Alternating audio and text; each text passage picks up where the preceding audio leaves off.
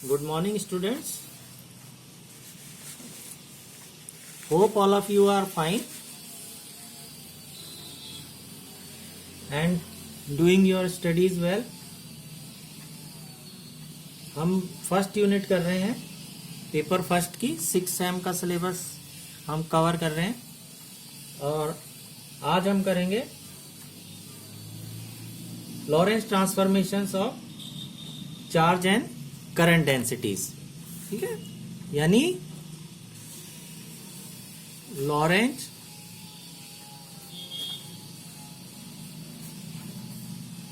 Transformations of charge and current densities, यानी आवेश व धारा घनत्वों के लॉरेंज रूपांतरण समीकरण। And charge and current densities, इनका क्या मतलब है? इनको हम रिप्रेजेंट करते हैं, आपको पता है, जे म्यू से, जो कि किसका सिंबल है? 4 करंट डेंसिटी वेक्टर का। ठीक, और इसके जो 4 घटक होते हैं जे म्यू के, वो क्या क्या होते हैं? J1, J2, J3 और चौथा होता है IC रो, या जिसको हम J4 भी बताते हैं। और इन तीनों को इकट्ठा हम कैसे लिख देते हैं? वेक्टर J, है ना। और ये चौथा है IC रो, तो ऐसे भी कह सकते हैं JX, JY, JZ, ये तीनों मिलके ये J वेक्टर J इससे रिप्रेजेंट कर दिया। और चौथा घटक है IC रो, यानी J म्यू, इसको हम कैसे रिप्रेजेंट करते हैं? J और IC रो, यानी ये हो गए J1, J2, J3 या JX, JY, JZ, और ये fourth component J4 which is IC rho. तो this represents current density and this represents charge density. Rho क्या होती है? चार्ज डेंसिटी होती है। तो J mu, this represents charge and current density, दोनों इसमें इंक्लूड होते हैं। तो इसका हमने लॉरेंज रूपांतरण समीकरण इसके लिखने हैं।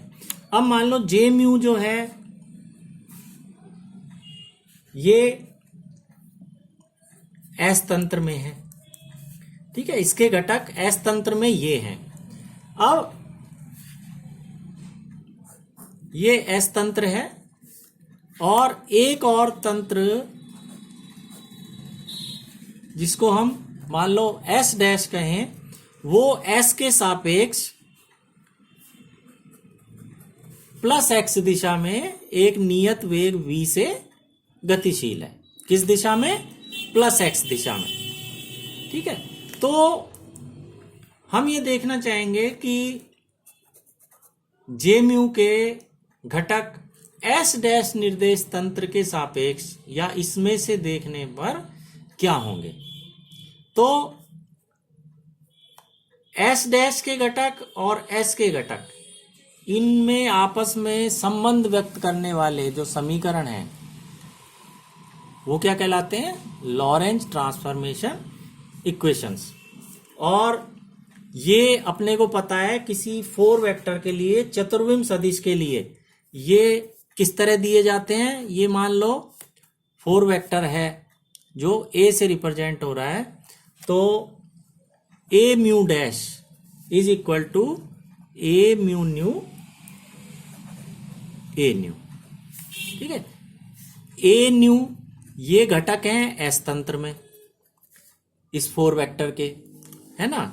और जिसमें ये डैश लग रहा है ये घटक हो गए S डैश तंत्र में 4 वेक्टर के। और ये जो है ये होती है रूपांतरण मैट्रिक्स, यानी ट्रांसफॉर्मेशन मैट्रिक्स ये कहलाती है। तो किसी भी 4 वेक्टर के घटकों के अगर हमने लॉरेंज रूपांतरण लिखने हैं तो हमें ये वाली इक्वेशन या ये संबंध ही हमेशा काम में लेना होता है। तो अब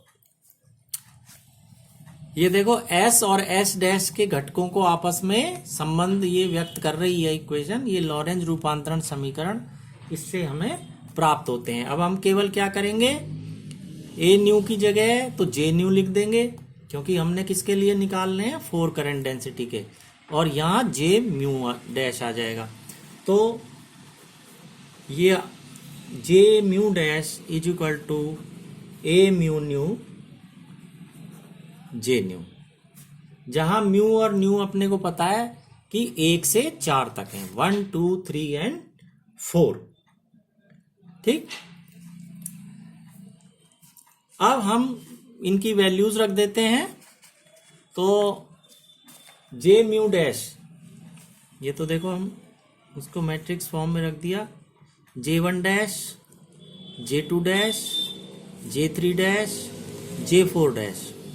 ठीक है, और ये रूपांतरण मैट्रिक्स अपने को पता ही है क्या होती है, गामा 0 0 है ना, आई बीटा गामा 0 1 0 0, फिर 0 0 1 0 माइनस आई बीटा गामा 0 0 गामा। ये हमने लिख दी ट्रांसफॉर्मेशन मैट्रिक्स। और इधर आ जाएंगे जे न्यू, यानी एस तंत्र में घटक which are J1 J2 J3 and J4। अब हमें 4 जो रूपांतरण समीकरण है क्या आ जाएंगे इनसे, देखो J1 dash is equal to gamma J1, ठीक है, फिर ये दूसरा 0 हो जाएगा, तीसरा 0, और plus I beta gamma J4। तो गामा तो कॉमन आ जाएगा, और अंदर क्या आ जाएगा, J1 plus I beta J4। तो ये हमारी पहली समीकरण आ जाएगी। ठीक है, दूसरी लिखें, J2 dash this 0 plus J2 plus 0 plus 0, तो J2 dash will be equal to J2, यानी ये कंपोनेंट दोनों S और S डैश तंत्र में समान रहता है। अंडर लॉरेंज ट्रांसफॉर्मेशन इस वाले कंपोनेंट में कोई चेंज नहीं आता है। इसी तरह J3 डैश में भी कोई चेंज नहीं आएगा, J3 डैश क्या आ जाएगा, J3। ठीक है, अब J4 dash, this is J4 dash, ये हो गया माइनस आई बीटा गामा J1 और प्लस गामा J4। तो गामा अगेन कॉमन आ गया, अंदर ये पॉजिटिव टर्म हम पहले ले लेते हैं, J4 माइनस आई बीटा J1। ठीक है, तो ये 4 जो हैं ये लॉरेंज ट्रांसफॉर्मेशंस आ गई, किसकी, 4 करंट डेंसिटी वेक्टर की। अब इसमें हम इन कंपोनेंट्स की अगर हम वैल्यू रख दें तो J4 ये क्या होता है, IC रो। तो देखो ये क्या आ जाएगा, this is equal to gamma J1 plus I beta, और J4 क्या होता है, IC रो। ये हमने वैल्यू रख दी यहाँ पे। ठीक, इसी तरह इसमें क्या आएगा,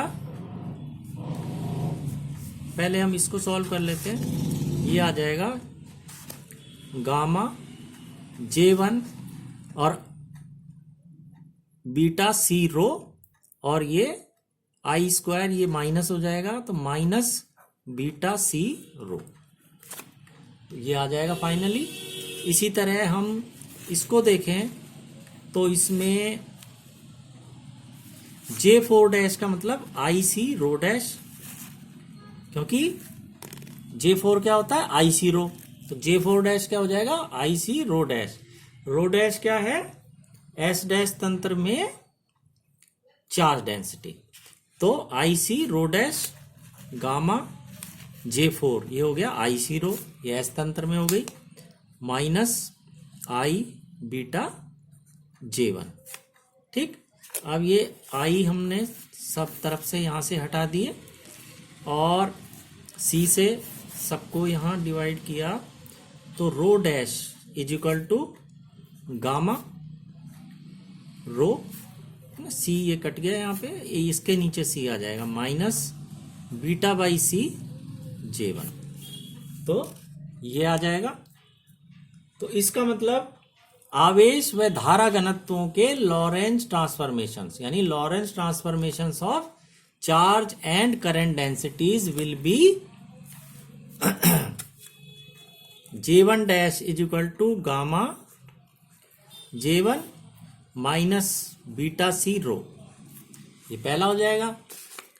J2 dash is equal to J2, J3 dash is equal to J3 and last ये है, यानी rho dash is equal to gamma rho minus beta by c J1।